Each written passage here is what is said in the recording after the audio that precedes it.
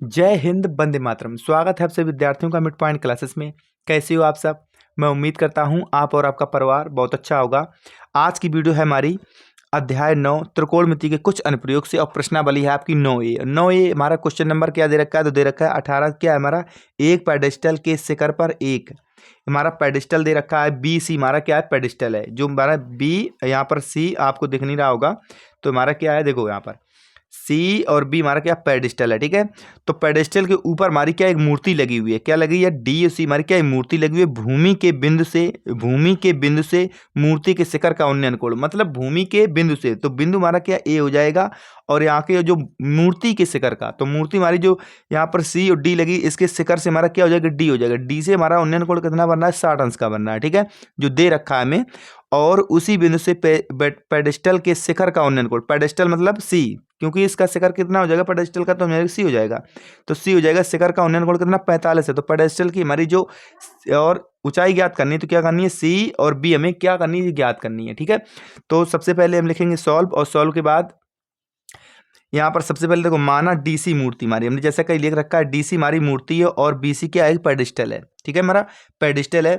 अब आते हैं अपने समकोण। तो समकोण इसमें से कौन ले लेंगे? तो सबसे पहले ले लेंगे हम ए बी सी। तो ए बी सी मतलब पहले क्या? पेडिस्टल ही निकालेंगे। ठीक है, तो यहाँ लिखेंगे अब समकोण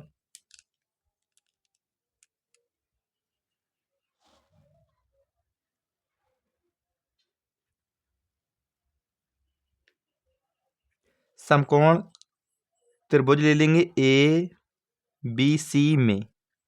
ए बी सी में अब देखो, जब हमारा हम लगाते हैं यहाँ पर कितना लगाएंगे? हमारा लगाना tan 45 का मान। कितना लगाएंगे? tan 45 का। अब tan 45 का क्यों लगाएंगे? इसका रीजन बता देते हैं। देखो, tan 45 का क्योंकि हमें निकालना है इसका आधार। क्या निकालना है? आधार। हमें लंब निकालना है। हमें लंब निकालें, या हम अगर कर्ण निकालेंगे तो हम यहाँ पर साइन कोसेक का मान लगा सकते हैं, जो हमारा कोसेक इसमें आता है कर्ण। ठीक है, तो इसमें लगाएंगे tan 45। तो लिखेंगे यहाँ पर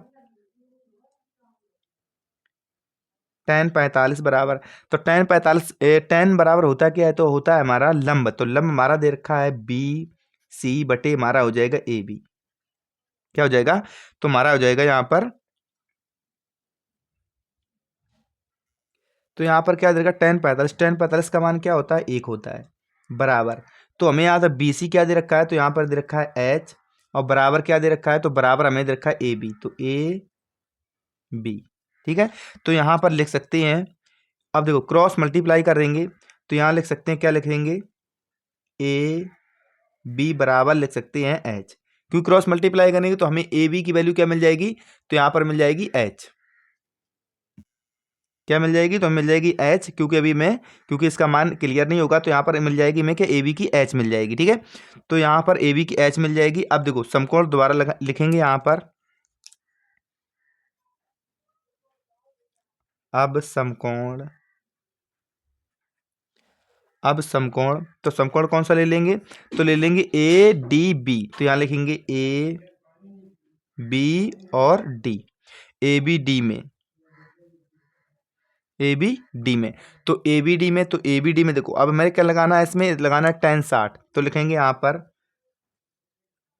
tan 60 बराबर, तो tan 60 बराबर क्या हो जाएगी? तुम्हारी लंब, तो लंब क्या दे रखी है? तुम्हारी डी और बी दे रखी है। यहाँ पर क्या दे रखी है? तो यहाँ पर दे रखी है मैं, तो यहाँ पर लिखेंगे लंब हो जाएगा आपका बी और डी, और बटे, तो बटे क्या हो जाएगा? तो बटे हो जाएगा ए बी, ए बी। ठीक है, अब यहाँ पर देखो, हमारा यह हो जाएगा ए बी हो जाएगा, और tan 60 का मान होता है √3। तो √3। अब यहाँ पर देखो बी और डी, तो हमारा क्या दे रखा है? तो दे रखा है एच और एच प्लस दे रखा 1.6। ठीक है, क्या दे रखा है? 1.6। और ए बी, तो ए बी हमारा क्या? एच है। अब यहाँ ले लेंगे क्रॉस मल्टीप्लाई। जब से क्रॉस मल्टीप्लाई लेंगे तो हमें क्या मिलेगा? तो यहाँ मिल जाएगा √3 एच बराबर एच प्लस 1.6। क्या मिल जाएगा? 1.6। अब क्या करेंगे? जो हमारा एच है, तो एच को हम इस साइड ले लेंगे, उसको हम अभी उस साइड ही छोड़ देंगे। तो हमारा एच ये है, तो इस साइड आएगा, तो क्या हो जाएगा? तो यहाँ पर हो जाएगा हमारा √3 एच माइनस एच, और बराबर में क्या हो जाएगा? 1.6।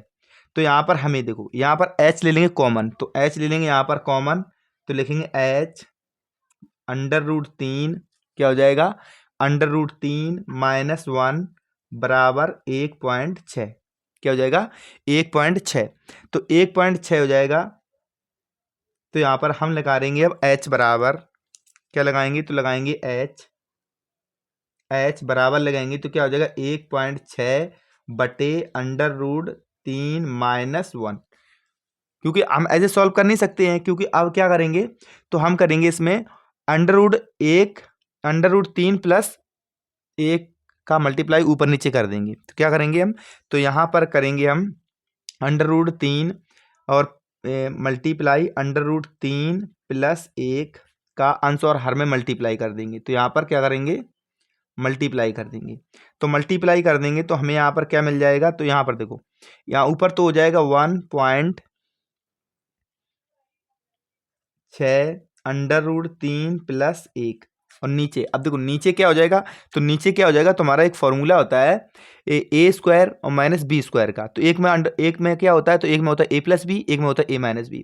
तुम्हारा a है, ये आपका b है, ठीक है। तो हमारा देखो यहाँ पर अंडर से अंडर कट जाएगा, तो नीचे बचेगा क्या, तो आपका बचेगा यहाँ पर 2, क्या बचेगा 2 बच जाएगा, ठीक है।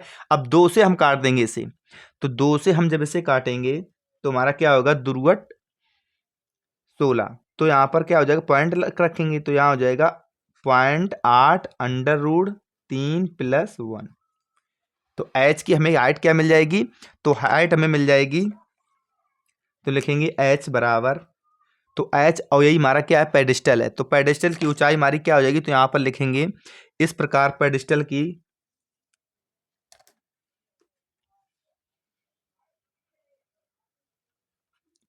इस प्रकार पेडिस्टल की ऊंचाई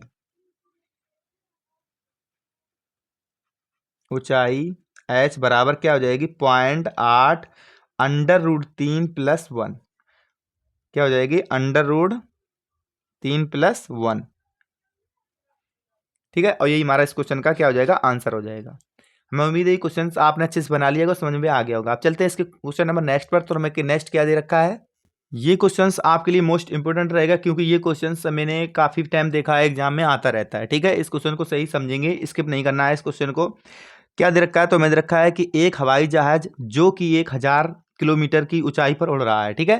कितनी ऊंचाई पर उड़ रहा है हमारा, जो कितनी ए हमारा क्या हवाई जहाज है यहाँ पर, ठीक है, 1000 किलोमीटर की ऊंचाई पर उड़ रहा है। नीचे हमारा जो बिंदु होगा तो क्या डी हो जाएगा, ठीक है। यहाँ तक क्लियर हो गया। तो उड़ रहा है पर स्थित मनुष्य उत्तर की ओर एक शत्रु की पनडुब्बी को 30 अंश के अवनमन कोण पर देखता है। मतलब देखो यहाँ पर क्या है, यहाँ पर मनुष्य है, तो मनुष्य कहते 30 अंश के यहाँ पर उत्तर की ओर देख रहा है, क्या कि एक पनडुब्बी देख रहा है, उस शत्रु की पनडुब्बी, ठीक है। अब उत्तर के अपोजिट सीमा दक्षिण आ जाता है, दक्षिण, तो यहाँ दक्षिण की ओर एक युद्धपोत को 45 अंश के अवनमन कोण पर देखता है। तो पनडुब्बी और युद्धपोत के बीच की दूरी ज्ञात कीजिए। मतलब पनडुब्बी और युद्धपोत, मतलब यहाँ से यहाँ तक की हमें दूरी ज्ञात करनी है, कहाँ से, सी और बी तक की, ठीक है। स्टेप बाय स्टेप समझेंगे। तो सबसे पहले लिखेंगे सॉल्व, अब यहाँ लिखेंगे, देखो माना क्या हमें यहाँ पर दे रखा है, माना हवाई जहाज की ऊंचाई,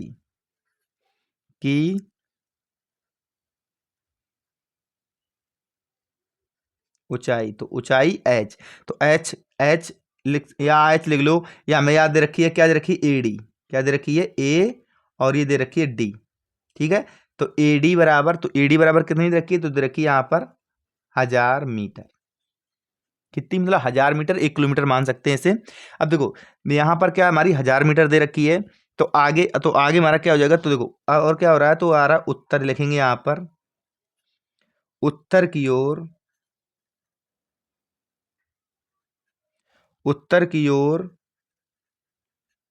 बना कोण, तो बना कोण कितना बन रहा है, तो उत्तर की हमारा 30 बन रहा है, तो कोण 30 तो बन रहा है, और कोण कौन हो जाएगा, कोण हो जाएगा A B और यहाँ पर D, अब बराबर कितना हमारा बन रहा है, तो यहाँ बन रहा है 30 का। तो यहाँ पर 30 का बन रहा है, तथा दक्षिण की ओर कितना बन रहा है, तो लिखेंगे यहाँ पर तथा,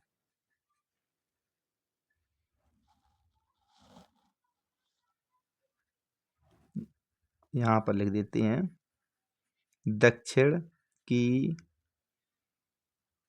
ओर बना कोण। कोण तो दक्षिण की ओर हमारा क्या बन रहा है, तो दक्षिण की ओर बन रहा है हमारा कितना, 45 का। तो हमारा कोण कौन बनेगा जाके, तो कोण बने जाएगा ए सी डी, बराबर कितना, 45 का। देखो अभी क्लियर नहीं हुआ है, और हमें क्या दे रखा है, और दे रखा है यहाँ पर,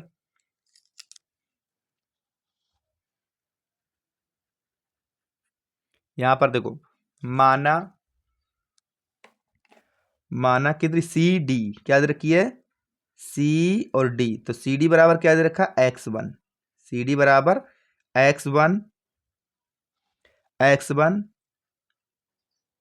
तथा तथा डी और बी बराबर क्या दे रखा, x2, x1 x2 हमें ज्ञात करनी है, तो यहाँ हो जाएगा x2। ठीक है, अब देखो चलते हैं अपने पॉइंट पर, तो पॉइंट पर चलते हैं, तो इसमें आप कोण लेंगे, तो अब लिखेंगे यहाँ पर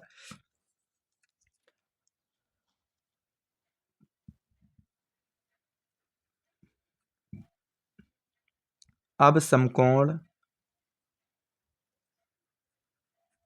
समकोण त्रिभुज क्या ले लेंगे, ए सी डी में। तो ए सी डी में देखो, ए सी डी में यहाँ पर देखो, एक चीज और आपको मैंने बताई थी, जब हमारा उन्नयन कोण होता है तो वहां पर लगाते हैं हम कितना, ये लगाएंगे यहाँ पर 10। ठीक है, ठीक अपोजिट होता है अवनमन कोण, क्योंकि यहाँ पर ऊपर से देख रहा है तो हमारा बन रहा है अवनमन कोण। तो अवनमन कोण जब हमारा बनता है तो लगाते हैं वहां पर कॉट, क्या लगाते हैं हम, कॉट लगाते हैं, क्योंकि साइन का 10 का अपोजिट हमारा कॉट होता है, और उन्नयन का कोण अवनमन होता है। ठीक है, तो यहां पर लिखेंगे कॉट 45, कॉट 45, कॉट 45 भी लिख सकते हो, 10 भी लिखोगे, आंसर तो सेम आएगा, लेकिन जो चीज होती है सही वही चीज हम लिखते हैं। तो यहाँ पर लिखेंगे कॉट 45, तो कॉट 45 बराबर, तो यहाँ पर देखो कॉट किसका किसका होता है हमारा, साइन का 10 का अपोजिट होता है, तो 10 का अपोजिट तो वो कहता है लंब बटे हमारा आधार होता है, तो ये आधार बटे क्या होगा, लंब होगा जाके। तो आधार इसका क्या है, तो 45 का आधार हमारा यहाँ पर हो जाएगा सी और डी, और बटे और हमारा क्या हो जाएगा ए डी, क्या हो जाएगा ए डी। ठीक है, तो क्या हो जाएगा हमारा ए डी हो जाएगा। अब देखो यहां पर हमें दे क्या रखा है, तो यहां दे रखा है 10, देखो कॉट 45 का मान तो हमारा 1 होता है, तो बराबर में यहाँ पर सी, और यहाँ पर दे रखा है ये सी डी देखे x1, और बटे हमारा क्या ए डी, तो हमारा क्या 1000, 1000 क्या हो जाएगा, तो यहाँ पर हो जाएगा हमारा 1000। अब देखो यहाँ पर हमें x की वैल्यू क्या मिल जाएगी, x1 की वैल्यू, तो x1 की वैल्यू क्या मिल जाएगी, तो देखो यहाँ क्रॉस मल्टीप्लाई करेंगे तो लिखेंगे यहाँ पर x1 बराबर क्या लिखेंगे, 1000 मीटर। ये हम समीकरण 1 दे देंगे। अब चलते हैं, क्योंकि अब हमें देखना है कौन सा, इस साइड का, तो कोण 30, तो यहाँ लिखेंगे अब पुनः समकोण,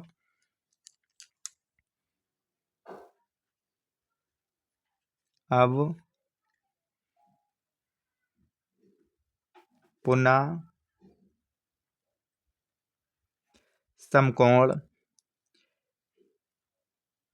त्रिभुज लिखेंगे ए बी डी, क्या हो जाएगा ए बी डी में। ठीक है, तो ए डी बी में, तो ए डी बी में, तो अब इसमें भी कॉट लेंगे, तो यहां पर लिखेंगे कॉट कॉट 30, तो कॉट 30, तो कॉट 30, तो इसमें क्या हो जाएगा, तो इसमें भी हो जाएगा हमारा बी डी बी, मतलब आधार बटे लंब, तो हो जाएगा ए डी, ए और डी। तो इसमें रख देंगे इसका मान, तो मान रखेंगे तुम्हारा को, देखो कॉट 30 का मान होता क्या है, तो हमारा होता है √3, तो लिखेंगे यहाँ पर √3 बराबर, तो यहाँ पर देखो हमें क्या दे रखा है, बी डी, तो बी डी क्या होता है x2 बटे, तो x2 बटे क्या हो जाएगा, तो ए डी हमारा होता है 1000, जो दे रखा है हमें 1000, तो 1000 दे रखा है, लेंगे यहाँ पर क्रॉस मल्टीप्लाई, तो यहाँ पर क्या आ जाएगा, तो आ जाएगा यहाँ पर x2 बराबर, तो आ जाएगा 1000 √3, तो समीकरण हम 2 दे देंगे। ठीक है, समीकरण 2 दे देंगे। अब यहाँ पर लेंगे समीकरण 1 और समीकरण 2 को जोड़ने पर लिखेंगे यहाँ पर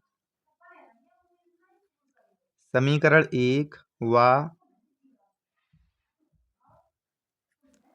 समीकरण 2 को जोड़ने पर।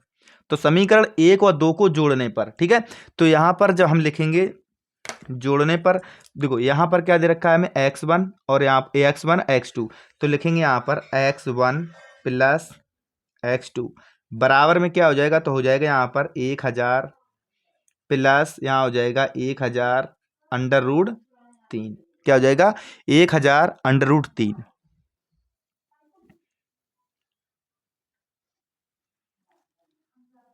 और हमें x1 और x2 की ही वैल्यू निकालनी थी। अब इसमें से क्या ले लेंगे, हम ले लेंगे कॉमन। तो कॉमन क्या निकाल लेंगे, तो 1000 कॉमन निकल आएगा, तो कह लेंगे 1000।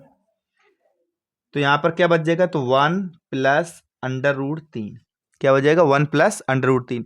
अब देखो यहाँ पर मान रख देंगे किसका, हम अंडर रूट 3 का। तो अंडर रूट 3 का मान क्या होता है, तो मान हमारा होता है यहाँ पर 1000 1 प्लस तो होता है 1.732। 732 इसमें जोड़ देंगे तो इसमें क्या हो जाएगा, तो हो जाएगा 1000 मल्टीप्लाई में तो कितना हो जाएगा 2.732।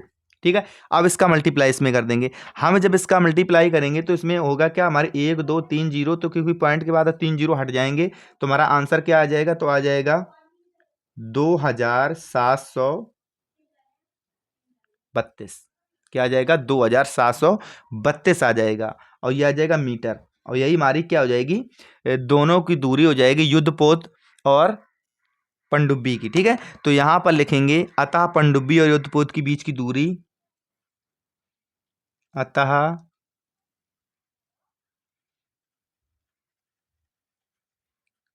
पनडुब्बी और युद्धपोत की दूरी, दूरी कितनी हो जाएगी, तो दूरी यहां पर हो जाएगी हमारी 2732 मीटर। कितनी हो जाएगी 2732 मीटर। यही हमारा इस क्वेश्चन का आंसर हो जाएगा। हमें उम्मीद है भी क्वेश्चन आपने अच्छे से बना लिया होगा। आप चलते क्वेश्चन नंबर इसके नेक्स्ट पर। क्वेश्चन नंबर नेक्स्ट हमारा क्या दे रखा है, दे रखा है एक मीनार के पाद बिंदु। ठीक है, एक मीनार है, उसके पाद बिंदु से एक भवन, एक देखो एक साइड भवन है, एक हमारा पाद बिंदु वो क्या दे रखा है, मीनार दे रखी है। ठीक है, तो शिखर का उन्नयन कोण 30 बन रहा है। क्या बन रहा है हमारा, जो भवन है भवन से हमारे, और जो मीनार है मीनार का क्या बन रहा है हमारा 30 बन रहा है इसका उन्नयन कोण भवन से। ठीक है, तो देखो यहाँ पर और भवन भवन के पाद बिंदु से मीनार के शिखर का उन्नयन कोण कितना बन रहा है, 60 बन रहा है। यहाँ से हमारा कितना 60 बन रहा है। सारे क्वेश्चंस यूनिक हैं, आपको सिर्फ समझना है, आसानी से क्वेश्चंस ये फंसने वाले क्वेश्चंस रहेंगे।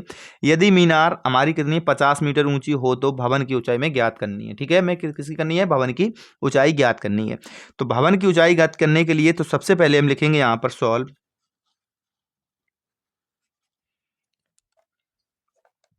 सॉल्व यहाँ पर लिखेंगे माना। अब माना भवन की ऊंचाई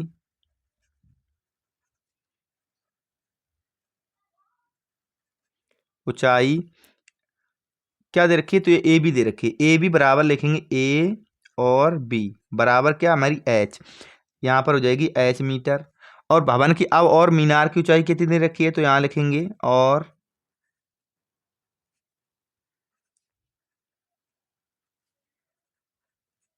ऊंचाई। तो ऊंचाई हमारी कितनी है यहाँ की है, सी और डी बराबर दे रखी है यहाँ पर 50 मीटर। क्या दे रखी है, तो यहाँ पर दे रखी है 50 मीटर।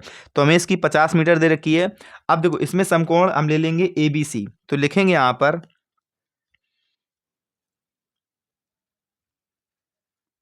समकोण त्रिभुज ए बी सी में। तो ए बी सी में अब लगाना क्या है, तो इसमें हमें लगाना है क्या, tan। तो यहाँ पर लिखा देंगे tan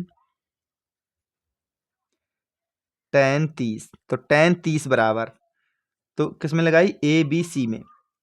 तो यहाँ पर tan 30, तो tan 30 बराबर क्या हो जाएगी, तो यहाँ पर हो जाएगी हमारी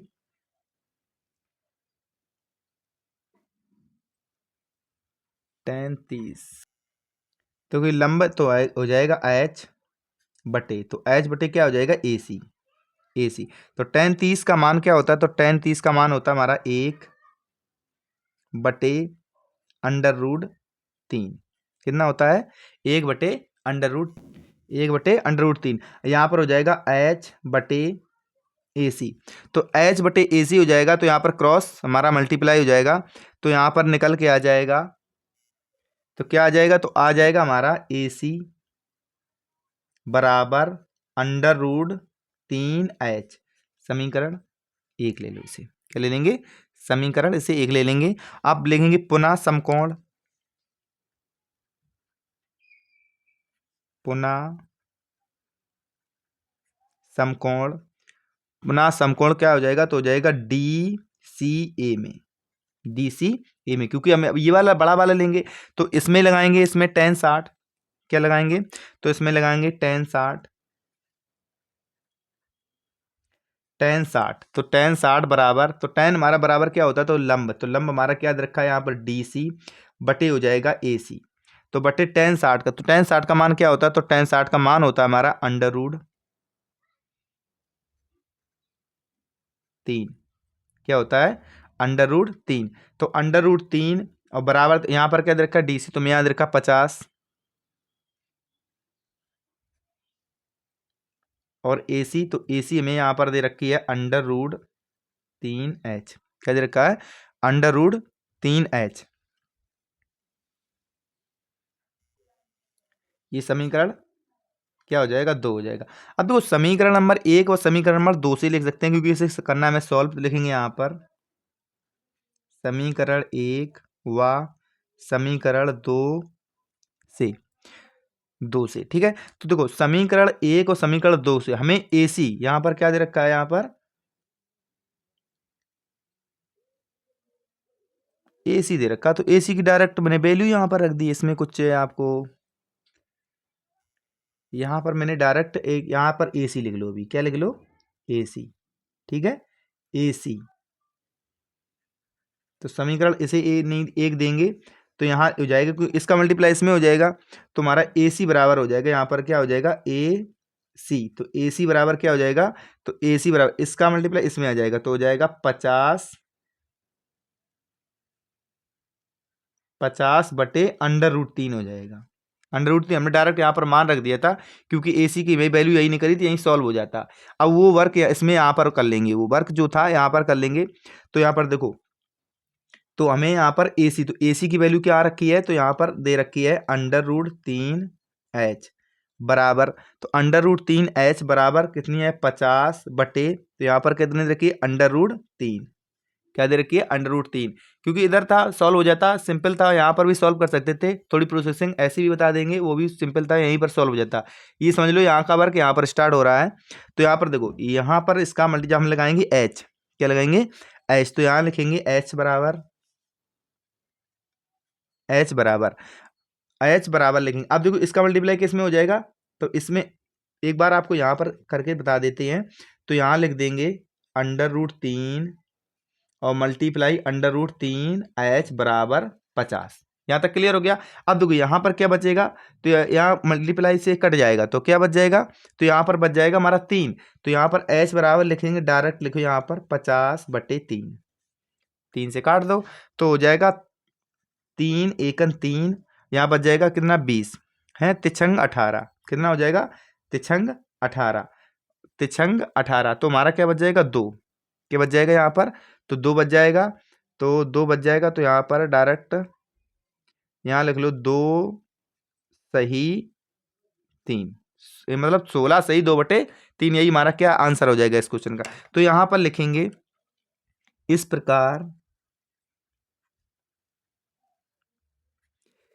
प्रकार भवन की ऊंचाई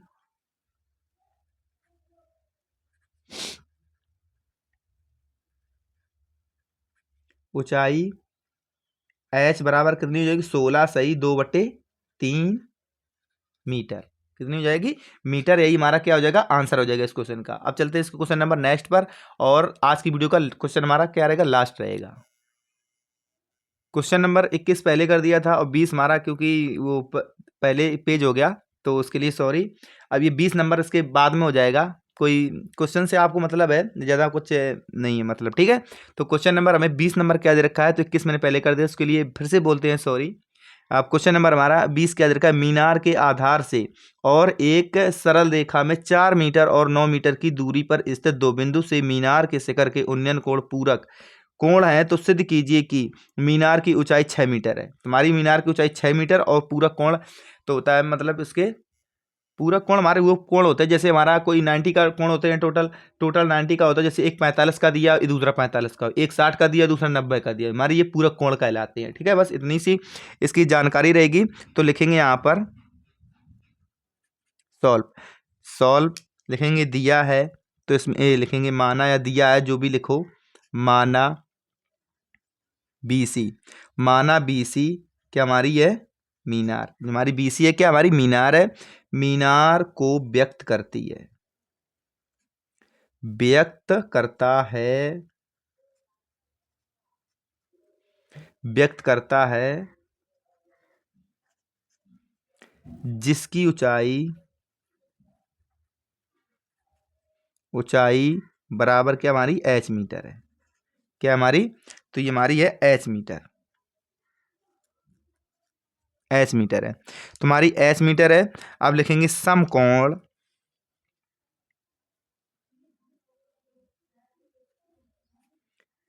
त्रिभुज ABC में, त्रिभुज ABC में, तो ABC में हमें सबसे पहले कि ABC, तो ABC का क्या दे रखा है, तो हमें दे रखा है tan थीटा, तो यहां लिखेंगे tan theta, tan theta, tan theta बराबर क्या होता है, तो tan थीटा बराबर होता है लंब, तो लंब हमें क्या दे रखा है यहाँ पर BC, BC बटे यहाँ पर AC क्या हो, टोटल हमारा क्या हो जाएगा, तो यहाँ पर हो जाएगा हमारा AC, AC, ठीक है। तो AC, तो AC के मैं यहाँ पर देखो tan थीटा, तो लिखेंगे यहाँ पर tan थीटा बराबर क्या हो जाएगा, तो यहाँ पर हो जाएगा h बटे, तो 8 बचे हो जाएगा 9, क्या हो जाएगा h बटे आपका 9 हो जाएगा। इसे हम समीकरण 1 ले लेंगे। अब लिखेंगे पुनः समकोण, पुनः समकोण त्रिभुज BDC में, BDC में, तो BDC हमें क्या दे रखा है, तो दे रखा है tan 90 minus theta, tan 90 minus theta बराबर क्या होता है हमारा, होता है cot थीटा, क्या होता है हमारा, तो होता है हमारा cot थीटा। तो यहाँ पर cot थीटा तो बराबर यहाँ पर लिखेंगे, लिखेंगे यहाँ पर हो जाएगा हमारा BC बटे क्या हो जाएगा DC, क्या हो जाएगा DC, तो cot थीटा, तो cot थीटा बराबर क्या होता है, तो होता है, अब BC क्यों हो जाएगा, तो BC तो क्योंकि यहाँ पर हमारा इनके बराबर आ, तो यहाँ पर देखो यहाँ पर हो जाएगा cot थीटा बराबर, तो यहाँ हो जाएगा h बटे 9, क्या हो जाएगा h बटे 9, तो h बटे 9, तो ये समीकरण क्या हो जाएगा h बटे 9, क्या यहाँ पर क्या 4 दे रखा है, यहाँ पर DC क्या दे रखा है 4 दे रखा है, तो यहाँ लिखेंगे 4, 4, ठीक है। समीकरण 2, आप लिखेंगे समीकरण नंबर 1 व समीकरण नंबर 2 से, तो लिखेंगे यहाँ पर समीकरण 1 व समीकरण 2 से, तो समीकरण 1 व समीकरण 2 से, ठीक है। तो समीकरण 1, तो यहाँ पर देखो हमें क्या दे रखा है, तो यहाँ पर दे रखा है cot थीटा, यहाँ पर दे रखा है tan थीटा, लिखेंगे यहाँ पर tan थीटा और मल्टीप्लाई हो जाएगा आपका cot थीटा, क्या हो जाएगा हमारा cot थीटा हो जाएगा। अब बराबर में क्या हो जाएगा, तो बराबर हमें दे रखा है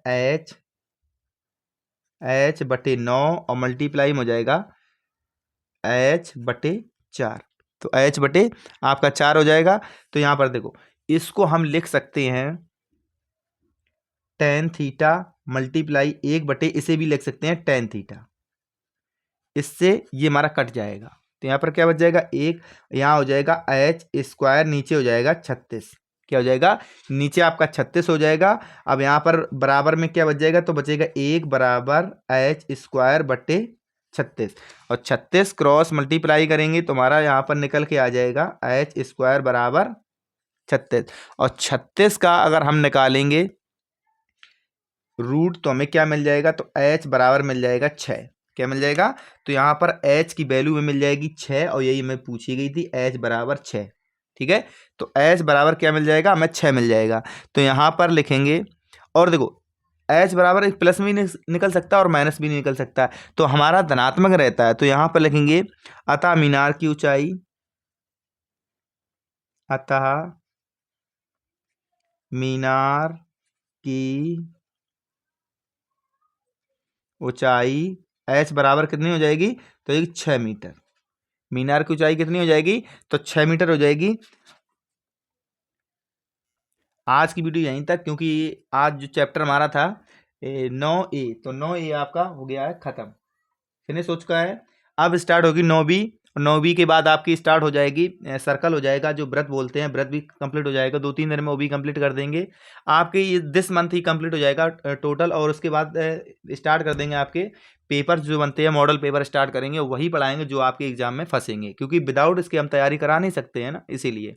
ठीक है, वीडियो आपको अच्छी लगे तो लाइक शेयर करना, चैनल पर नहीं तो चैनल को सब्सक्राइब करना। मिलेंगे आपको नेक्स्ट वीडियो में। Thank you.